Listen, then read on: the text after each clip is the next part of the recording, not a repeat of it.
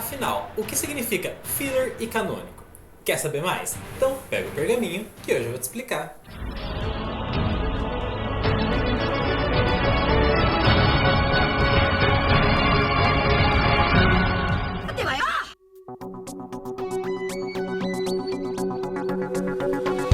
E aí, gente, como é que vocês estão? Eu sou o Rafa, editor do Naruto, e no vídeo de hoje eu vou explicar um pouquinho sobre o conceito de filler, o conceito de canônico, o que é cada coisa, se as coisas se misturam, onde isso se encaixa dentro de Naruto, né? Quais são os arcos que são fillers, quais não são, será que tem alguma coisa que é um semi-filler, talvez? Bom, tudo isso a gente vai ver no vídeo de hoje. Então eu já vou pedir aqui para vocês me darem um like, que isso ajuda imensamente o canal. Se você gostar do vídeo, não precisa dar agora, pode dar no final do vídeo. Mas se você gostar, dá um like aí embaixo. Se você não for inscrito, se inscreve para não perder nenhum vídeo aqui no canal. E se não for pedir muito, compartilha com seus amigos, beleza? Então sem mais enrolação, bora pro vídeo. Bom, primeiro eu vou explicar para vocês o que é canônico, né? Segundo o dicionário. Vou usar o dicionário para explicar os dois termos, mas eu vou começar com o termo canônico. E eu estou usando o Dicio, que é um dicionário online, né, tudo mais. Ele é muito conhecido, né? Ele é reconhecido, inclusive, por alguns professores. Então, enfim, eu vou usar ele como base, mas tem outros dicionários também que tem uma definição igual ou semelhante. E o que é canônico? Canônico é tudo que define uma norma. E ele é mais usado para coisas da religião católica, né? Quando você vai santificar alguém, por exemplo, ele vira uma norma, algo, um exemplo a ser seguido e tudo mais, a pessoa é canonizada, né? Então, esse termo é mais usado pela Igreja Católica. No entanto, canônico não é só para religião, ele também serve para tudo que, como eu disse, dita algum tipo de norma, algum tipo de regra que depois a gente vai seguir de alguma forma, seja através de um ensinamento, seja através de uma lei, qualquer coisa nesse sentido. Nos animes e nos mangás, esse termo normalmente é direcionado para conteúdos que são feitos pelos próprios autores da obra, pelos criadores da obra, né, para ser mais específico. E o que eu posso falar de Naruto, por exemplo, que é canônico? Eu diria que o mangá de Naruto foi totalmente escrito pelo Kishimoto. E apesar de ter, sim, várias mudanças da Shueisha, né? Inclusive eu quero fazer um vídeo falando das mudanças que a Shueisha pediu pro Kishimoto fazer, mas o mangá de Naruto, a ideia dele, a construção dele, foi feita pelo Masashi Kishimoto, que é o criador da obra. Então a gente tem o mangá, né, que é uma criação autoral dele e portanto canônica, é ele que dita as regras do que vai acontecer dentro do Narutoverso, mas ele não é a única coisa canônica dentro de Naruto. E a gente vai falar disso um pouquinho mais pra frente. E filler? O que é filler? O que quer dizer filler? Bom, filler é uma expressão em inglês que significa enchimento, ou seja, filler é algo que serve para preencher alguma coisa. Ele não vai ter necessariamente uma relevância mais pra frente, mas que ele pode ter uma relevância e se tornar ele canônico. A gente tem alguns exemplos disso, mas primeiro vamos falar do que é filler, é só filler mesmo. Como, por exemplo, aqueles episódios mais de comédia, como aquele menino lá do dinheiro, né, que tinha o estilo dinheiro, que ele jogava o dinheiro pro pessoal fazer as coisas. E tem também o pessoal que se vestiu de Lee e Guy, também é de comédia, também é um filler, que é totalmente filler. A gente tem alguns arcos fillers por inteiro, como por exemplo o arco da Guren, né? A gente também tem outros arcos que são semi-fillers, que é um termo um pouquinho diferente, porque ele tem sim elementos que são fillers, que são só de enchimento, e outros elementos que eles são mais para complementar a história, que eles acabam sendo algum tipo de norma mais pra frente, como é o caso do Takata, né? A gente teve aquele filler do Takata, a maior parte daquela história é sim um filler, mas uma parte dele ditou a norma pro anime dali pra frente, né? Que o Naruto reconheceu o Takata e tudo mais, lá durante a guerra. Então a gente tem um semi-filler. Outros exemplos de semi-filler são as lutas estendidas no anime, né? Que no mangá elas são muito mais rápidas, muito mais resumidas, e no anime elas são muito mais estendidas. Tem alguns golpes diferentes, poderes diferentes, tem coisas extras, né? Como eu falei, é um enchimento. Então teria ali um semi-filler. Você pode completar, por favor? E a gente também tem casos onde um filler acaba virando canônico. Então ele é inicialmente tratado como um filler, depois ele passa por alguma coisa que torna ele um pouco mais normativo e depois ele realmente vira uma norma.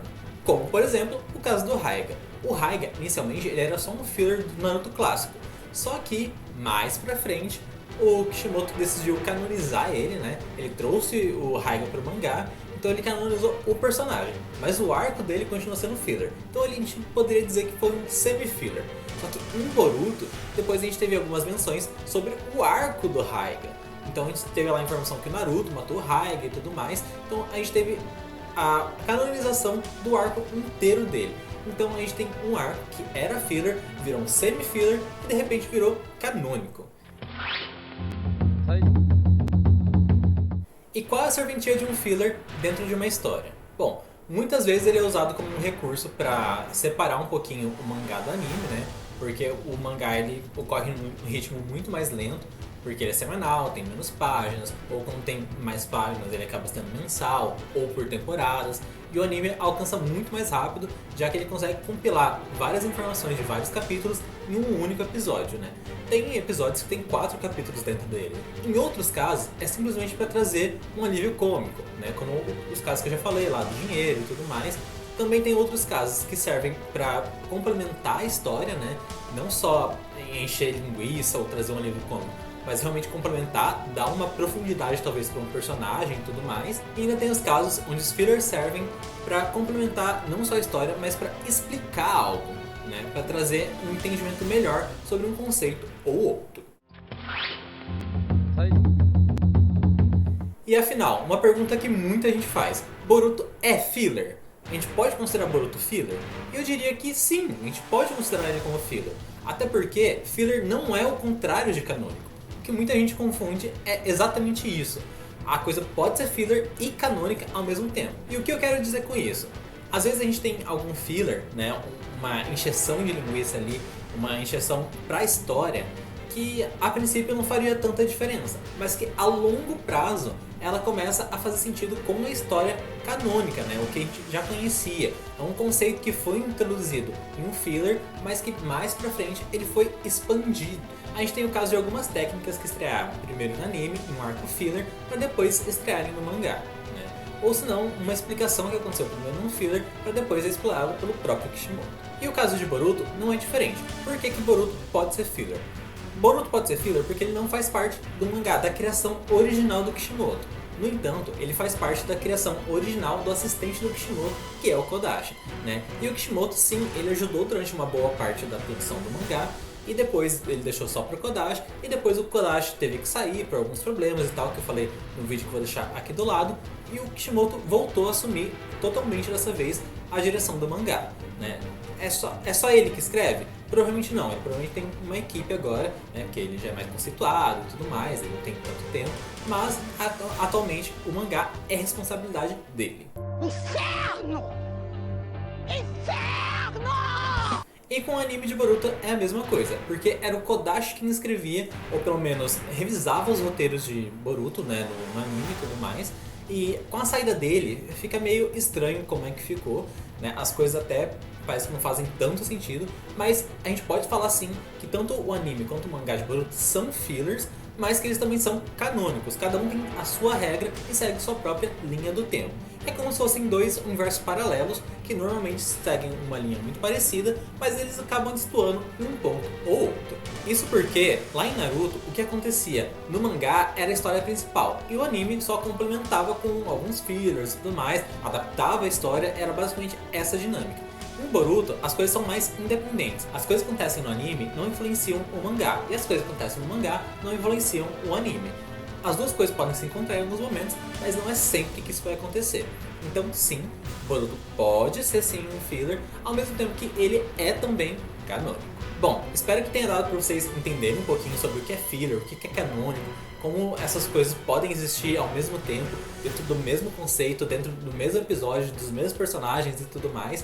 E eu espero que vocês tenham gostado bastante desse vídeo. Se vocês gostaram, então já deixa o like aí embaixo, que vai ajudar bastante, como eu disse lá no começo. Se você não for inscrito, se inscreve para não perder mais nenhum vídeo aqui no canal. Compartilha com seus amigos que não sabem o que é filler, não sabem o que é canônico e tudo mais. E me sigam no Instagram, que eu vou deixar passando, não sei em qual lado, que vai ter mais espaço dessa vez, mas vou estar deixando aqui e a gente se vê no próximo vídeo. Tenham todos um bom dia, uma boa tarde e uma boa noite. Fiquem todos com Kaguya.